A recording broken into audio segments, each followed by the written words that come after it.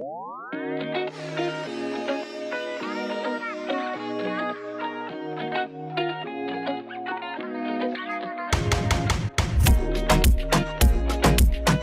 ja tervetuloa uuden videon pariin. Mä oon täällä ajelemässä nyt kynsihuoltoon. Mulla on siis pysynyt kynnet 5 viikkoa ja tää on ihan täysin absurdia, koska mulla ei ole siis ennen ikinä pysynyt missään muualla kynnet. Ja onko tää nyt mun 5. huolto tuolla Camillalla, niin on ollut kyllä ihan super tyytyväinen työn jälkeen. Mutta muuten tänään niin Espanjolilla eli miehelläni tuli äkkilähtö tuossa viikko sitten Kanarialle, mistä hän on kotoisin, jos jollekin se ei ole vielä käynyt selväksi vähän ikävämmissä merkeissä, niin mun on tarkoitus järjestää sille yllätys, kun se tulee tänään yöllä juoppokoneella Ouluun, yhden aikaa vasta täällä. Niin meillä on ollut siis tässä koko läpi kesän puhetta siitä, että haluttaisiin tehdä parvekkeelle semmonen sohva tai ostaa joku parvekesohva. Ja siis mulla oli aikaisemmin tuossa samassa kämpässä, olin tehnyt rukkilavoista semmosen sohvan. Mut sitten silloin kun muutettiin viime talveksi Kittilään, niin annoin sen roskalavalla poissa ja kyllä on kaduttanut monta kertaa. Ja sitten Espanjoli on miljoona kertaa maininnut, siis hyvä ettei joka päivä, että ärsyttävää, kun ei ole siellä parvekkeella mitään sohvaa, että vois niinku makkoilla. Niin nytkö se tulee, niin siellä on sohva. Ja mä laitan sen kuosiin. Niin se on tässä tämän päivän agendana ja siihen liittyy monta rastia. Pitää ensinnäkin hakemassa ne rukkilavaat. Sitten käy ostamassa siihen semmonen patja. Sitten mulla on ne tyynyt tuolla meidän varastolla. Ja jos ottaisi sieltä jotakin muutakin koristusta. Ja sitten toki pitää siivota. Sitten pitää laittaa sinne parvekkeelle semmoset pallovalot. Mä soitin jo tuossa iskälle hätäapua, että pääsisikö tänään vähän jeesaamaan, koska ei välttämättä saa kaikkea ihan itse laitettua. Niin katsotaan mitä siitä tulee. Ja tämän lisäksi mä ajattelin tässä nyt päivän mittaan niin kertoa tuosta sydänviasta, mikä mulla todettiin nyt vahvistetusti tänä kesäkuussa. Niin kuulette myös siitä. Tänään on siis lauantai ja kello on nyt 10.45. Kerkesin käydä tuossa salilla aiemmin, tein vähän yläkroppaa. Ja oli vähän kiirus, mutta kerkesin tehdä kaikki liikkeet 6 kpl ja mulla on tässä kyvissä vielä sitten Vinted-paketteja, mitkä pitää viedä postiin. Ja siis tuo Vinted on oikeasti niin koukuttava. Mä silloin viime kesänä tienasin siellä matkarahat itselleni, oliko joku 400-500 € jossakin viikossa. Niin nyt mä ajattelin, että aloitetaanpa taas tuo prosessi, mutta se on aina semmonen vaatii niinku aikaa ja jaksamista, että kaivaa ensinnäkin ne kaikki vaatteet, ottaa kuvat ja sitten tää postitusrumpa. Mutta on mennyt ihan hyvin. Onko nyt 2 päivässä 150 tullut? Ja sitten tuokin just silleen, että mä oon ehkä vähän silleen huono luopumaan jostakin vanhoista vaatteista. Että mä oon silleen, että no kyllä mä tätä vielä ja kyllä mä tätä ja tästäkö vielä vähän tiputtaa 2 kiloa, niin sitten tää paita on hyvä ja jne. Niin pitäisi oikeasti reilumalla käydä karsia ja nyt karsinkin. Ja voisin karsia vielä lisää, mutta tuo on niin koukuttava. Tulee semmonen kunnon himo, kun alkaa kauppa käymään, että kaikki myynti ja koko omaisuus sinne. Niin joo, se on tässä myös tehtävälistalla tälle päivää. Mä mietin tuossa, kun mulla on nyt ollut tämmöiset oranssit kynnet tän 5 viikkoa, että mitäköhän seuraavaksi laittaisi. Mulla ei ole koskaan ollut semmoista mitään aivan niinku selkeää ideaa, kun mä tonne meen.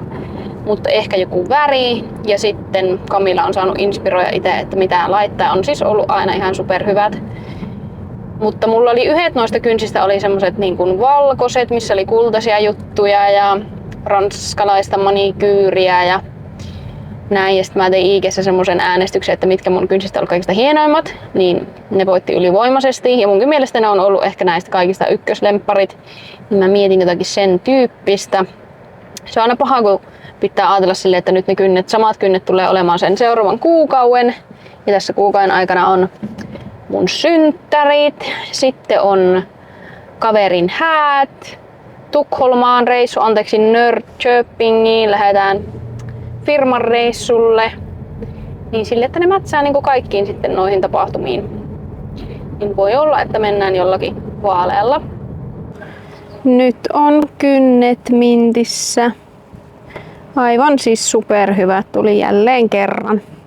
Ja tässä välissä kerkesin tosiaan liikahtaa tänne meidän työpaikalle, josta otan tuon pakettiauton ja lähden kuskaamaan niitä trukkilavoja kotiin. Meinas tulla pikkuressi tuossa kynsihuollossa, kun Espanjoli oli niinku siinä ja tässä, että kerkeäkö se siihen lennolle, ja ei olisi ollut ensimmäinen kerta, että se ei kerkiä espanjalaiseen manjana tyyliin. Mutta kerkes, niin nyt mä saan täällä rauhassa puuhastella, kun se on lennolla. Eli nyt mä nakkaan ne lavat tosta kyytiin, sitten ajan jyskiin, siitä kotiin. Kerkesin tässä välissä myös käydä viemässä ne Vinted-paketit, joten homma on sinänsä ihan hyvällä mallilla ja kello on varmaan kohta alkaa olemaan 3. Täällä on nyt nämä mun lavat. Ja mua siis harmittaa, kun nämä nyt piti tosiaan toisesta firmasta ottaa lainaan, kun mä ei tällä hetkellä ollut, niin nämä on nyt tämmösiä aika vitun kämäsen näköisiä. Kun viimeksi olin hienot, kaikki maalannut mustaksi ja sille, että nämä niinku, se oli mun tärkein pointti, että tää lautojen väli on semmonen tosi tiivis. Niin nämä on nyt kaikki vähän erilaisia ja tämmösiä. Mutta tässä aikataulussa en nyt kerkeä muutakaan saamaan, enkä kerkeä näitä maalaamaan, niin tällä mennä. Katsotaan montako tikkua tulee sormeen ja kuinka paskanen on huppari tämän jälkeen. Olisi pitänyt vähän paremmin varautua. Ei vittu. Joo, tämä auto ei ole tyhjä, niin tässä on pieniä haasteita. Löytyi jotkut helvetin paskaset hanskat tuolta, mutta paremmat ne on nämäkin kuin 10 tikkua sormessa. Ei tarvitse auttaa perkele. Sitähän mä sanoin tuossa Vinted-paketeissa, että mitään ei kannattaisi antaa pois. Niin nyt vaikka nämä, se mun parvekesohva oli aivan mahtava, loistava, hieno viimeisen päälle. Niin se on nyt roskalavalla annettu jollekin ja nyt täällä roudataan uusia paskasia. Oi. No niin, just katsoin tuosta. Ui, nyt on manuaaliautolla. Herran jumala, miten tämä lähtee liikkeelle? Tuosta. Nyt. Niin juuri katsoin tuosta Flight Radarista. Mä aina, jos joku tuttu on lentokoneessa, niin aina kyylää sitä. Niin mulla on nyt tässä 3 tuntia tehokasta peliaikaa. Pitäisi ihan riittää, mutta kyllä nyt kun katsoo tarkemmin noita lavoja, niin saapa nähdä. Ja nyt tuolla takanakin näköjään näyttää liikkuvan kaikki robot, niin tätä se onko. Naiset touhua yksinään. Ja sitten tosiaan tuokin vielä, että miespuolinen henkilö oli nuo lavat mulle hoitanut, niin en tiedä oliko niin tarkkaan kattonut sitä puolta siinä, että passaako ne tommoseen parvekesisuustukseen. Mutta ei maha minkään. Mutta joo, oli tarkoitus tosiaan nyt tässä matkan varrella kertoa siitä mun sydänviasta, joka tosiaan alkoi sillä tavalla, että mulla on siis pitkään nuoresta lapsesta asti ollut rytmihäiriöitä ja niitä on niin enemmän vähempi sitten tutkittu ja kuitenkin niin todettu sillä tavalla vaarattomiksi. Ja ne ei nyt sinänsä edes liittynyt tähän vaivaan, mikä lopulta sitten löytyi. Mutta se oli 24 vuoden syksyä. Mä muistan, kun silloinkin oli ollut hukassa tuolla salilla semmonen kesäpassi, missä piti suorittaa noita kaikkia eri ryhmäliikuntatunteja, niin sitten kun kävi semmoisilla raskaammilla tunneilla, niin mulla niinku aivan hulluna jotenkin alkoi aina henkeä ahistaa ja pistämään rintaa ja tuli semmoinen niinku innoittava tunne. Ja sitten mä niinku pitkään ajattelin, että no se on varmaan vaan sitä, että ei ole tehnyt sen tyyppistä treeniä, että eihän salilla semmoista syketreeniä niinkään tuu. Niin kaikki kaveritkin oli silleen, että no se on vaan siitä, että kun sä et oo tehnyt tämän tyyppistä treeniä. Ja no sitten siitä hetken päästä mä menin mun siskon lasten kanssa tuonne Superparkkiin ja siellä oli siis joku semmonen varmaan minuutin kestävä peli, missä piti niinku sykkiä minuutti ihan täysiä. Ja sen jälkeen tuli se sama homma. Hirveä niinku hengenahistus ja rintaa semmonen ahistava tunne. Ja sitten mä mietin, että no voiko mulla oikeesti, että mä oon kuitenkin niinku urheillut koko ikänä, niin voiko mulla olla niinku näin huono kunto? Ja sitten mä menin lääkäriin ja ensimmäinen lääkäri, kardiologi terveystalolla oli totta kai silleen, mitä perinteisesti kohtaa tälleen nuorena naisena erityisesti, niin että joo, ei sulla mitään ole, että sä oot nuori urheileva poikkanainen, että ei oo mitään. Ei niinku ottanut sitä yhtään tosissaan ja tutkikin sitä sydäntä ja sanoi, että joo, ei täällä mitään ole, että ei mitään hätää, että kovaa ajoa vaan. Ja sitten mulla niinku jäi siitä itselle semmonen epävarma tunne, että no en tiedä, että en kyllä oikeasti usko ja jotenkin se fiilis ylipäätään, että tolleen vähätellään. Niin.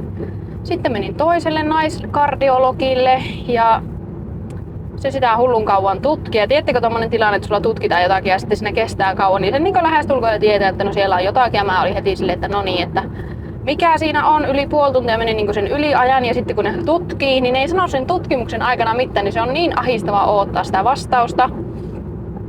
Ja sitten se lääkäri oli jo totta kai myöhässä sitten seuraavasta ajasta, niin sitten se sitten nopea oli mulle silleen, että joo, että on niinku tämmönen aorttaläppävuoto ja sitten mahdollinen semmonen rakennevika, mutta ei ole siitä ihan varmuutta, kun ei näe sillä ultralla kunnolla. Ja sitten sen jälkeen se oli vaan silleen, että no niin, tyyli, että se on moro. Ja tiedätkö, mä lähdin sieltä huoneesta ihan silleen aivan semmoisessa paniikkitilassa ja kun ei se lääkäri kerennyt mulle selittää, enkä mä älynyt siinä hetkessä mitään kysyä. Ja no se jäi siitä sitten mieleen, että se teki niinku Oussiin mulle lähetteen, että tutkitaan siellä sitä sitten vähän lisää. Ja tossahan nyt totta kai kestää sitten aika kauan aina, että sen saa sen ajan sinne, niin meni varmaan no ei, hyvä, että ei vuosi siinä, että pääsin sitten seuraaviin tutkimuksiin. Ja siellä oli sitten yllätys, sama vastaus, että sitä tutkittiin ultralla tuosta rinnan päältä, että mulla se jotenkin se rakenne on semmonen, että sitä ei kunnolla näe sitä kohtaa, mikä pitäisi nähdä. Eli ei saanut vieläkään sitä vastausta, että katsotaan mulle vuoden päähän kontrolliaika ja sitten tutkitaan niinku suun kautta se tilanne sillä kamerasysteemillä ja siinä siis näkyy edelleenkin, että on se vuotohomma ja sitten joku sivuääni ja ne nyt sitten jo kertoo tavallaan sitä informaatiota, että jotakin siellä on. Ja nyt sitten tuossa kesäkuussa oli nyt sitten tämä kontrolliaika vihdoin ja viimein. Ja loppupeleissä ei tarvinnut tehdä sitä suun kautta tutkimusta, vaan se lääkäri, taas eri lääkäri, onnistui tekemään sen tuosta rinnan päältä ja näkemään siitä sen homman, mikä oli ollut se epäilys. Ja löytyi sitten semmonen niin kuin synnynnäinen sydänvika. Se on sydänsairaus. Me sitä äitin kanssa mietittiin, että onko tämä nyt niin kuin sydänsairaus vai mikä se on, niin kyllä se on sydänsairaus. Ja sitten siinä kun oli kerennyt jo muutenkin sitä asiaa pohtia, lähestulkoon sen pari vuotta jo, että tämmöistä on mahdollisesti tulossa, niin siinä sitten tajusi niin enemmän kysyä kysymyksiä, että mitä tämä niin käytännössä tarkoittaa. Ja yksi oli just esimerkiksi se, mikä nyt vaikuttaa just tällä hetkellä tässä iässä, niin että ei saa tehdä salilla mitään niin ykkösmaksimeita tai 1-3 alueella olevia toistoja, mikä nyt sinänsä on ihan fine, koska mä en ole semmoista ihan hirveästi tehnyt. Toki tietyissä liikkeissä on. Mutta siitä tuli sitten ylipäätään niin salille semmoinen hirveä epävarmuus, että no mikä on nyt niin liikaa ja onko tää liian paha ja tunnustelee koko ajan sitä omaa oloa ja sillä pelkällä tunnustelullakinhan sen itsensä saa niin semmoiseen ahdistukseen ja sitten se syke nousee jo pelkästään siitä. Ja sitten sitä sykettä tarkkailee ihan koko ajan kellosta, niin ihan helvetin ahdistavaa ollut niin reenata nyt tässä. Ja mitäköhän muuta. Ja mitä sitten tälle asialle tulee tulevaisuudessa tapahtumaan, niin ainoa hoitomuoto on avosydänleikkaus. Ja sitä ei osaa kukaan sanoa vielä tässä kohtaa, että milloin se on. Ja mä yritin kysyä siltä lääkäriltä, että no saako tässä nyt niin 3-4-kymppiset olla rauhassa vai mikä tilanne. Ja ei pysty sanomaan, ei voi tietää, se on niin yksilöllistä miten nuo etenee. Mutta ei ole olemassa mitään parantavaa lääkettä tai sen etenemistä hidastavaa lääkettä. Niin jo tuo pelkkä ajatus siitä, että joku kaunis päivä teetään koko rintalasta auki, niin ahdistaa ihan järkyttävän paljon. Ja sitten kun meidän äitillä on myös ollut niin kuin erilaisia sydänvaivoja, ei ole ollut kylläkään tuo sama, niin sen kanssa puhuttiin, koska sitä on aika vaikea ymmärtää just monilla, joilla ei ole niin kuin sydämeen liittyvää sairautta, koska kaikkihan nyt sen tietää, että sydän on se kaikista kriittisiä ja tärkeää, että jos se lasahtaa, niin sitten loppuu kaikki. Että minkälainen se ressi niin kuin päivittäin on siitä asiasta. Toki se ressaaminen ei auta yhtään mitään. Niin se liittyy ihan joka ikiseen tilanteeseen sille, että no voinko mä nyt tehdä tätä ja onko tää liikaa ja uskallanko mä lähteä lentokoneeseen, uskallanko mä lähteä johonkin semmoiseen paikkaan, missä ei ole lääkäriä just nyt 24/7 saatavilla ja semmoista niinku tuolla takaraivossa raksuttavaa, mikä on niinku ihan jatkuvaa. Ja tämmöiset sairaudet, kun ei näy päälle päin, niin sitä on vaikea ymmärtää, kun tuolla itse painaa ihan kuitenkin normaalisti menemään ja reenaa ja näin, niin sitten tulee semmoinen mielikuva siitä, että no kaikkihan on ihan hyviä. Kaikki on siis nyt hyvin, että ei tässä ole mitään semmoista akuuttia hätää. Mutta se, että jokainen varmaan voi kuvitella sen niin kuin ressin määrän, kun on tommonen kyseessä ja se, että sä tiedät, että joku päivä on leikkauksen aika ja sitten kun tuohon liittyy myös paljon kaikkea muuta, niin kuin mikä on sitten vielä niin kuin henkilökohtaisempaa, ajankohtaisempaa tässä iässä. Esimerkiksi se, että jos on perheen lisäyksestä haaveita, niin mä oon kuitenkin ensi vuonna täytän 30, että se jo ikää tässä muutenkin painaa päälle. Niin se, että nyt kun on tuo asia todettu, niin se vaikuttaa myös noihin asioihin. Niin se, että joutuu oikeasti miettimään ja pohtimaan tommosia tosi isoja asioita.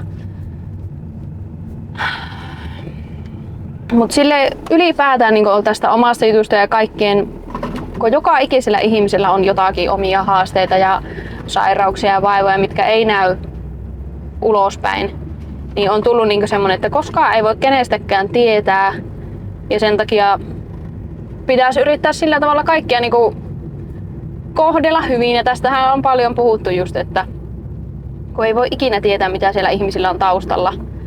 Että just yksi tuttu sanoikin tuossa vasta mulle salilla, että hankala kuvitella, että mulla on niin joku tämmönen, kun on urheilullinen ja hyvässä kunnossa ja treenaa paljon ja näin. Mutta niin se vaan on. Pakko vielä sanoa se tähän liittyen, että kun mullahan on myös todettu tosi nuorena paniikkihäiriö ja sitten tämmönen niin sairauksien pelko, mä en muista mikä se on se oikea termi sille, niin se, mä joskus luin siitä sairauden pelosta, että ne ihmiset, kellä se on, ja sitten jos joku sairaus tulee, niin se ei ole niin iso shokki, kun sä oot jo periaatteessa koko ajan pelännyt ja ollut varma, että on joku vakava sairaus. niin jospa se on ollut sitten loppupeleissä suojaavana tekijänä. Mutta joo, niin se ei auta tätä asiaa yhtään, että tommosesta asiasta olisi muutenkin kenellä tahansa stressiä ja ahdistusta, niin sitten, että kun on vielä semmoinen oikein hysteerikko ihminen tuommoisten sairauksien suhteen, niin ei kai siinä. Nyt jos täältä oikeasti löytyy joku aivan upea parvekesetti tarjouksessa, niin menee hermo.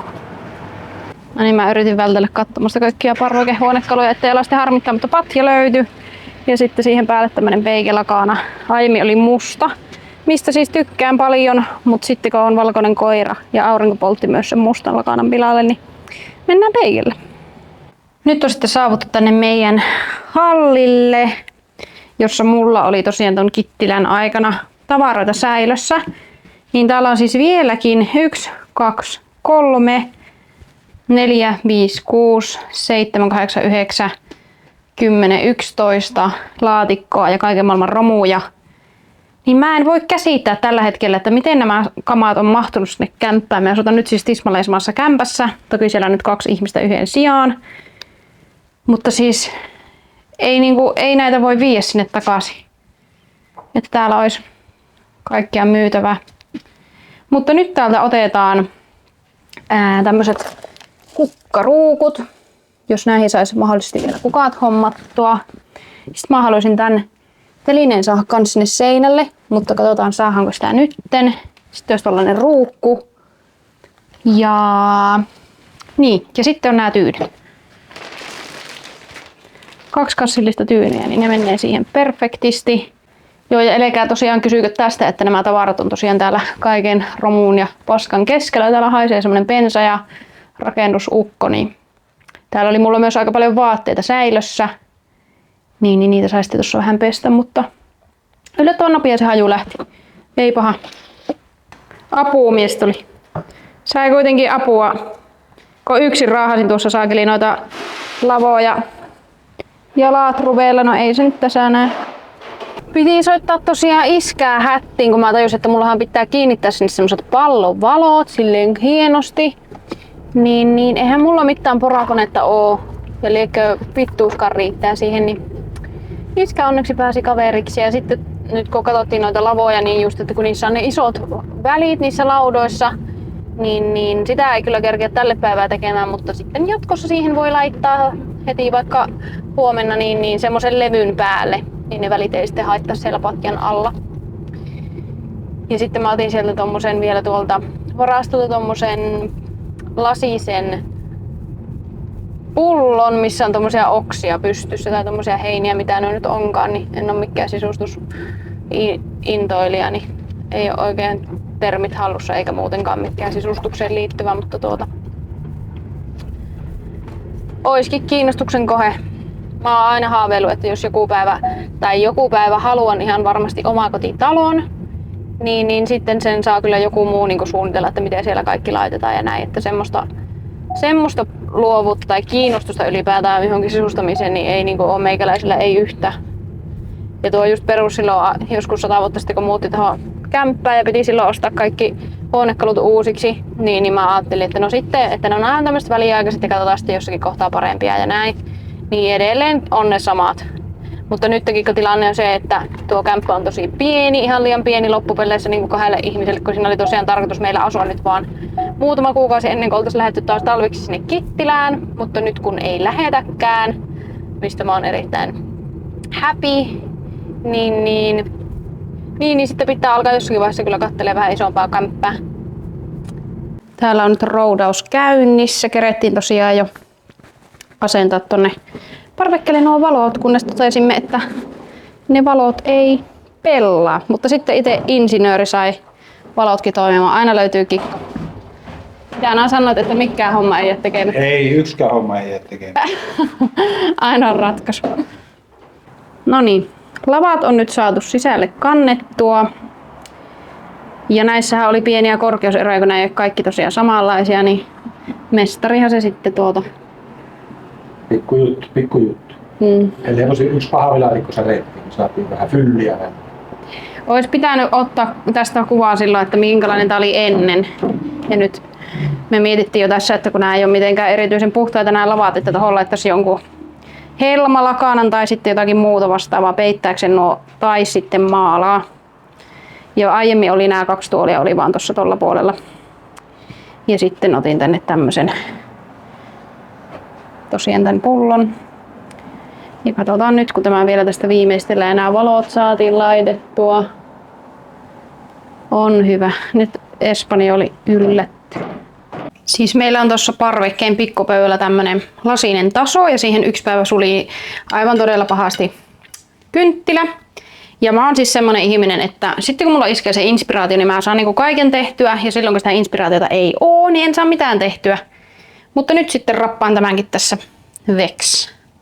Ja sammaisyssyyn pikku välipala on tässä juossut niin pahasti paikasta toiseen, että ei ole kerännyt syödä, niin pari lättyä ja ruokavaliokin on mennyt tämmöisikin välipalalinjaksi, kun on ukkopoisa ja sitten siihen kaveriksi vaniljakesua, niin on muuten hyvä kombinaatio.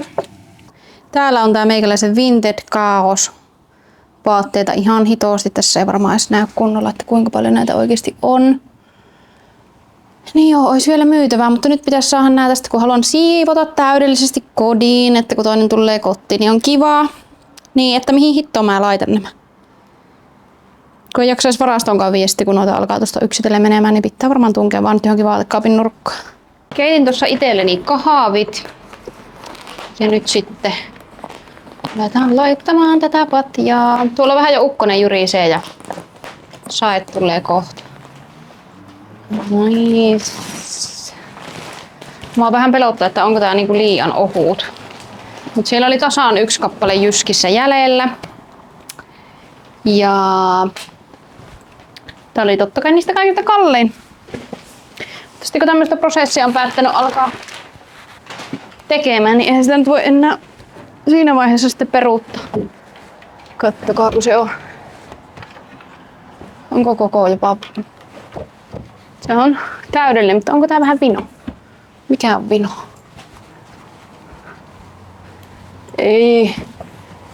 Ei se oo vino. Se on vähän siinä tässä, että no en tiedä. On se ihan hyvä. Juu.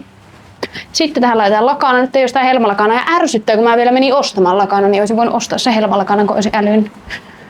Nyt on tämmönen peike. Katsotaan miltä näyttää, kun mä oon tottunut, että tuo on musta.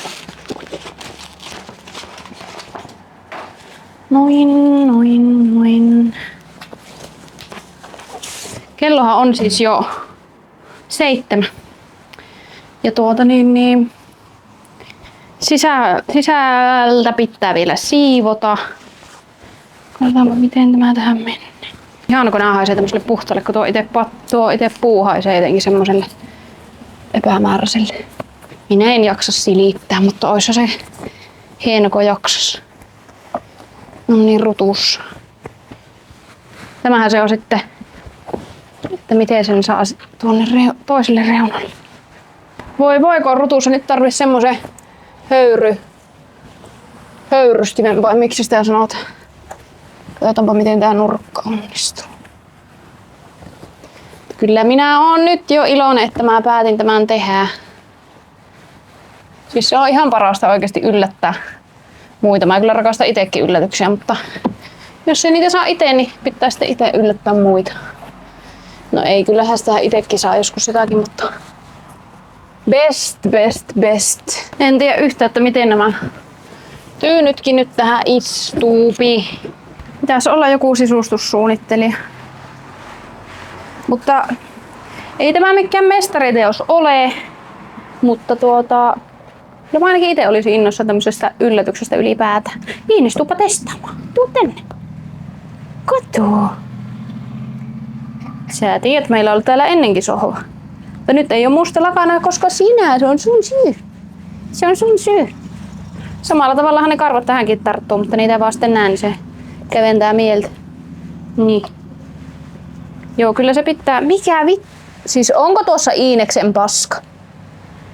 Ihan oikeesti, tohon tuli kuiva paskapökyli. Ihan oikeesti. Mä ihmettelinkin äsken, että mitä se tuossa pyöri ympyrää, niin tämä se oli. Mutta oli niin kuiva, että ei hätää, ei mennyt pilalle. Ukko on nyt Manchesterissa tulossa takaisin. Siellä oli välistoppia, oli pientä ressiä tossakin, kun ei ollut tosiaan tiedossa, että sinne pitää olla joku tämmönen Visan tyyppinen, vaikka onkin välilasku, mutta sitten kun oli erillisillä varauksilla ne, niin siitä huolimatta tarviton Visan. Mutta kaikki hyvin. Nyt sitten seuraavaksi lentää Helsinkiin ja sieltä Ouluun. Ja siis tuossa on ihan jäätävän tummat pilvet. Ukkonen vähän jo jurisi ja saet tulee ihan hetkenä minä hyvänsä. Ja seuraavaksi tosiaan pitää ryykätä tonne sisälle siivoamaan. Mutta sitä ennen ajattelin tässä nyt nämä kahvit nauttia. Meni ihan helekatin kuumaksi tämä kuppiko. Mulla on aina semmonen rutiini, kun tekee aina puuroa. Niin automaattisesti painaa niin sen 3 minuuttia siinä, niin vahingossa pittiin 3 minuuttia tätä kahvikuppia siellä, kun juon siis pikaa kahvia kofeiinitonta, niin kuumaa on. Mutta vitsi, nämä valot näyttää kivalta illalla. Iske teki tohon pikku patentin, mäpä voin näyttää sitä. Tuolla on tosiaan nuo valot, menee tonne. Ja sitten kun me laitettiin nää seinään, niin tuo yhtäkkiä toiminutkaan. Siinä oli joku kosketushäiriö, niin sitten iskä laittoi tuohon tommosen teipin. Ja tuonne vielä tommosen telinen, että tuo johto ei rasitu.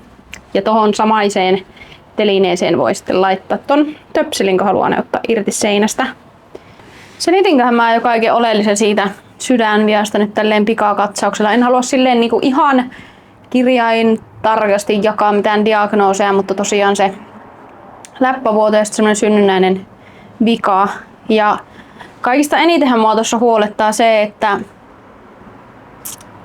kun on aina koko elämän urheilu ja se on ollut itselle semmoinen henkireikä, niin mitä jos tavallaan siihen tulisikin joku, että ei pystyskään urheileen, niin yrittänyt jotenkin saada semmoista mindsettiä, mikä on oikeasti vaikeaa elämässä, että mistä puhuttiin itse asiassa viime videollakin, että on vaikea niin kuin nauttia hetkestä ja näin. Ihan samalla tavalla se on tämmöisen kanssa, että vaikea niin kuin nauttia yhtään sen enempää nyt, kun on terve ja pystyy tekemään kaikkea, koska eihän sitä nyt ihmistä ole tehtykään silleen, että koko ajan niin kuin osaa ajatella, että no jos ei pystykään, niin nyt pitää nauttia. Vaikka siis tavallaan joo, mutta ei kuitenkaan loppupeleissä ainakaan pitemmän päälle.